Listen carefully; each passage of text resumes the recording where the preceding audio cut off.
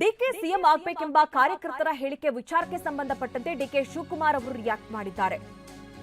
ಒಂದು ಕಡೆ ಕಾರ್ಯಕರ್ತರು ಡಿಕೆಶಿ ಸಿಎಂ ಆಗಬೇಕು ಅಂತ ಹೇಳಿ ಘೋಷಣೆ ಕೂಗ್ತಾ ಇದ್ದಾರೆ. ಅದಕ್ಕೆ ನನಗೇನು ಬೇಡ, ನನಗೇನು ಆತುರ ಇಲ್ಲ, ಪಕ್ಷ ಸರಿಯಾದ ಸಮಯಕ್ಕೆ ನಿರ್ಧಾರ ಮಾಡುತ್ತೆ ಅಂತ ಬೆಂಗಳೂರಿನಲ್ಲಿ ಡಿಸಿಎಂ ಡಿಕೆ ಶಿವಕುಮಾರ್ ಹೇಳಿಕೆ ಕೊಟ್ಟಿದ್ದಾರೆ. A large number of party workers want you to take charge as CM, sir. I don't want anything. People. I don't want it. I'm not hurrying anything. My party will take at the right time. A large number of party workers want you to take charge as CM, sir. I don't want anything. People. I don't want it. I'm not hurrying anything. My party will take at the right time. A large number of party workers want you to take charge as CM, sir. I don't want anything. People. I don't want it. I'm not hurrying anything. My party will take at the right time. A large number of party workers want you to take charge as CM, sir. I don't want anything. People. I don't want it. I'm not hurrying anything. ಈ ವಿಚಾರದಲ್ಲಿ BJP ನಾಯಕರು ಕೂಡ react ಮಾಡ್ತಾ ಇದ್ದಾರೆ. Congress high command ಅಸಹಾಯಕ ಸ್ಥಿತಿಯಲ್ಲಿದೆ. ಸಂಸದ ಬಸವರಾಜ ಬೊಮ್ಮಾಯಿ ಅವರ ಹೇಳಿಕೆ ಇದು. ಮೂರನೇ ಕುದುರೆ ರೇಸಿಗೆ ಬಂದ್ರೂ ಆಶ್ಚರ್ಯ ಇಲ್ಲ. ನೋಡಿ, ಸಿಎಂ ಪಟ್ಟಕ್ಕಾಗಿ ಈಗಾಗಲೇ ಇಬ್ಬರು ಪ್ರತಿಷ್ಠೆಗೆ ಬಿದ್ದಿದ್ದಾರೆ. ಮೂರನೇ ಕುದುರೆ ರೇಸಿಗೆ ಬಂದ್ರೂ ಆಶ್ಚರ್ಯ ಇಲ್ಲ ಅಂತಿದ್ದಾರೆ. ಕುರ್ಚಿಗಾಗಿ ಹಗ್ಗ ಜಗಾಟದಲ್ಲಿ ಬಹಳ ತೀವ್ರ ಸ್ವರೂಪಕ್ಕೆ ಹೋಗಿದೆ. ಹೈಕಮಾಂಡು ಕೂಡ ಅಸಹಾಯಕ ಸ್ಥಿತಿ ನಾನು ನೋಡ್ತಾ ಇದ್ದೀನಿ.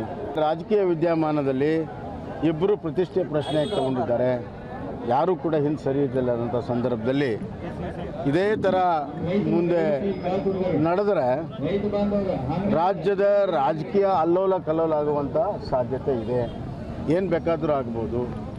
ಮತ್ತು ಕೇಂದ್ರ ಸರ್ಕಾರ ಕೇಂದ್ರದ ಅವರ ನಾಯಕರು ಇದನ್ನು ಬಗೆಹರಿಸೋದಕ್ಕೆ ಇವತ್ತು 2-3 ಸೂತ್ರಗಳನ್ನು ಬಿಟ್ಟರೂ ಕೂಡ ಇಬ್ಬರು ನಾಯಕರು ಅದನ್ನು ಒಪ್ಕೊಳ್ಳೋಕ್ಕೆ ತಯಾರಿಲ್ಲ. ಹೀಗಾಗಿ ಅವರಿಬ್ಬರನ್ನ ಬಿಟ್ಟು ಬೇರೆ ಸೂತ್ರವನ್ನು ತಯಾರು ಮಾಡುವಂಥ ಸಾಧ್ಯತೆ ಇದೆ ಅಂತ ನನಗೆ ತಿಳಿದು ಬಂದಿದೆ. ಅದರಿಂದ ಇನ್ನು ಈ ಬಗ್ಗೆ ಜನಾರ್ದನ್ ರೆಡ್ಡಿ ಅವರು ಕೂಡ ರಿಯಾಕ್ಟ್ ಮಾಡಿದ್ದಾರೆ. ಈ ಹಿಂದೆ ದೇವರಾಜ್ ಅರಸು ಅವರು ಹೆಚ್ಚು ಅವಧಿಗೆ ಸಿಎಂ ಆಗಿದ್ರು. ಅವ್ರಿಗಿಂತ ಒಂದಿನ ಹೆಚ್ಚು ಆಡಳಿತ ನಡೆಸೋದಕ್ಕೆ ಸಿದ್ದರಾಮಯ್ಯ ಸಂಕಲ್ಪ ಮಾಡಿದ್ದಾರೆ. ಈ ಮೂಲಕ ಇತಿಹಾಸ ಸೃಷ್ಟಿ ಮಾಡಿ ಕೆಳಗಿಳಿಯೋದಕ್ಕೆ ಸಂಕಲ್ಪ ಮಾಡಿದ್ದಾರೆ. ಗಂಗಾವತಿಯಲ್ಲಿ ಬಿಜೆಪಿ ಶಾಸಕ ಜನಾರ್ದನ್ ರೆಡ್ಡಿ ಅವರ ಹೇಳಿಕೆ ಇದು. ನನಗೆ ಅನಿಸೋ ಮಟ್ಟಿಗೆ ಸಿದ್ದರಾಮಯ್ಯ ಅವರ ಒಂದು ಮನಸ್ಸಲ್ಲಿ ಅವರ ಆಪ್ತರು ಅವ್ರ ಮೂಲಕ ನಮಗೆ ಕಿವಿಗೆ ಬಿದ್ದಿರುವಂಥ ವಿಚಾರ ಅಂದರೆ, ರಾಜ್ಯದ ಇತಿಹಾಸದಲ್ಲಿ ದೇವರಾಜ್ ಅರಸು ಅವರು ಅತಿ ಹೆಚ್ಚಿನ ಕಾಲ ಮುಖ್ಯಮಂತ್ರಿ ಆಗಿರ್ಬೋದು. ಅದನ್ನು ಮೀರಿ ಒಂದು ದಿನ ಆದಮೇಲೆ ಇನ್ನೊಂದು ಇತಿಹಾಸ ಸೃಷ್ಟಿ ಮಾಡಿ ಕೆಳಗಿಳಿಬೇಕಂತೇಳಿ. ಸೊ ಅವ್ರ ಸಂಕಲ್ಪನೂ ನೆರವೇರಲಿ, ಡಿ ಕೆ ಅವರು ಮುಖ್ಯಮಂತ್ರಿ ಆಗೋದು ನೆರವೇರಲಿ ಅಂತೇಳಿ ರಾಜ್ಯ. ನೋಡಿ, ಒಂದ್ ಕಡೆ ಬಿಜೆಪಿ ನಾಯಕರು ಕೂಡ ಈಗಾಗಲೇ ರಿಯಾಕ್ಟ್ ಮಾಡ್ತಾ ಇದ್ದಾರೆ. ಒಂದ್ ಕಡೆ ಬಸವರಾಜ ಬೊಮ್ಮಾಯಿ ಅವರು ಮಾತನಾಡಿದ್ರು, ಮೂರನೇ ಕುದುರೆ ಕೂಡ ರೇಸಿಗೆ ಬರೋ ಚಾನ್ಸಸ್ ಇದೆ ಅಂತ ಹೇಳಿ. ಇನ್ನು ಜನಾರ್ದನ್ ರೆಡ್ಡಿ ಅವರು ಕೂಡ ರಿಯಾಕ್ಟ್ ಮಾಡಿದ್ರು. ಇನ್ನು ಚಿಕ್ಕಮಗಳೂರಿನಲ್ಲಿ ಸಿಎಂ ಪರ ಅಭಿಮಾನಿಗಳು ಪೂಜೆಯನ್ನ ನಡೆಸ್ತಾ ಇರುವಂತಹ ದೃಶ್ಯಗಳಿದು. ಗಣಪತಿ ದೇವಾಲಯದಲ್ಲಿ ಈಡ್ಗಾಯಿ ಹೊಡೆದು ಪೂಜೆಯನ್ನ ನಡೆಸಿದ್ದಾರೆ. ಸಿಎಂ ಆಗಿ ಮುಂದುವರಿಲಿ ಅಂತ ಹೇಳಿ ಅಭಿಮಾನಿಗಳು ಪ್ರಾರ್ಥನೆಯನ್ನ ನಡೆಸಿದ್ದಾರೆ. ಚಿಕ್ಕಮಗಳೂರಿನ ದೃಶ್ಯಗಳಿದು. ನೋಡಿ, ಪೂಜೆಯನ್ನ ನೆರವೇರಿಸ್ತಾ ಇದ್ದಾರೆ. ಉಳಿಯಲಿ ಉಳಿಯಲಿ ಸಿದ್ದರಾಮಯ್ಯ ಸಿಎಂ ಆಗಿ ಉಳಿಯಲಿ. ಪೂಜೆ ವೇಳೆ ಸಿಎಂ ಅಭಿಮಾನಿಗಳ ಘೋಷಣೆ ಇದು. ಜಸ್ಟಿಸ್ ಫಾರ್ ಮುಖ್ಯಮಂತ್ರಿ ಸಿದ್ದರಾಮಯ್ಯ ಭಾವಚಿತ್ರ ಹಿಡಿದು ಪೂಜೆಯನ್ನ ನೆರವೇರಿಸಿದ್ದಾರೆ.